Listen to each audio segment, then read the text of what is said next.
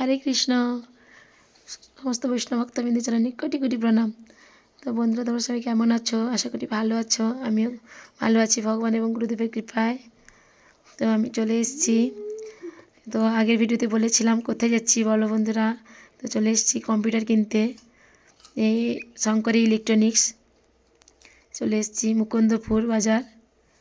তো এখানে সব কিছু পাওয়া যায়, ফ্রিজ থেকে শুরু করে সব ইলেকট্রিক জিনিস, টিভি, কম্পিউটার, ল্যাপটপ, তো মিক্সি, অনেক অনেক মোবাইল।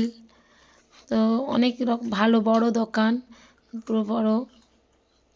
তো দেখো বন্ধুরা, অনেক জিনিস আছে এখানে। তো আমি কালকে গেছিলাম। তো কালকে গিয়ে কিন্তু সেরকম কাজ হলো না, কারণ কম্পিউটারটা যেখান থেকে সেখানে ঠিকঠাক রেডি হয়েছিল না, তার জন্য তো সেদিন আনতে পারিনি। তো সেদিন আমাকে ঘুরে চলে আসতে হয়েছিল।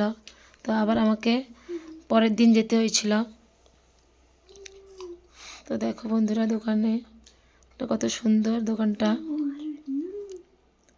পুরো লাইনের পাশেই শঙ্করী ইলেকট্রনিক্স মোবাইল দোকান, মুকুন্দপুর বাজারে। এখানে কাগজপত্র হচ্ছে এইখানে। তো গিয়ে আবার তারপরের দিন আমি গেলাম, তো কিছু গীতা নিয়ে গেছিলাম। সেখানে মালিককে গীতা দিলাম, গীতা লীলা পুরুষোত্তম।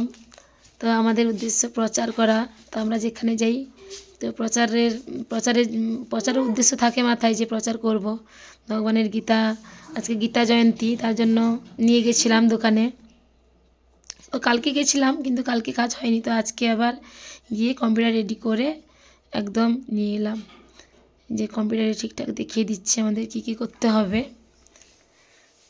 তো এই যে মালিক বসছেন, ইনি নিলেন গীতা। গীতা ছিল আর লীলা পুরুষোত্তম একসঙ্গে ছিল। তা গীতা জয়ন্তীর জন্য গুরু মহারাজ গীতা ফ্রি দিয়েছিল লীলা পুরুষোত্তমের সঙ্গে। তারপরে বাড়ি চলে এলাম। তো বাড়িতে এসে যে ঠিকঠাক করা হচ্ছে লাইন। তো বন্ধুরা, অবশ্যই ভিডিওটি কেমন লাগলো অবশ্যই কমেন্ট করে জানাবে। এই যে মেয়ে এসে কম্পিউটার চালাতে বসে গেছে। তো তার স্বপ্ন ছিল যে কম্পিউটার নেবে, কম্পিউটার শিখেও। তো অনেক কিছু শিখে গেছে কম্পিউটার, আজকে 3-4 বছর ধরে শিখছে। তো আমি একটু একটু শিখেছিলাম, কিন্তু অতটা ভুলে গেছি, অনেক দিন ধরে আবার শেখা হয়নি। তো দেখো বন্ধুরা, কম্পিউটারটা কেমন হয়েছে। এই যে যদি ভিডিওটি ভালো লেগে থাকে অবশ্যই কমেন্ট করে জানিয়ে। হরে কৃষ্ণ, রাধে রাধে।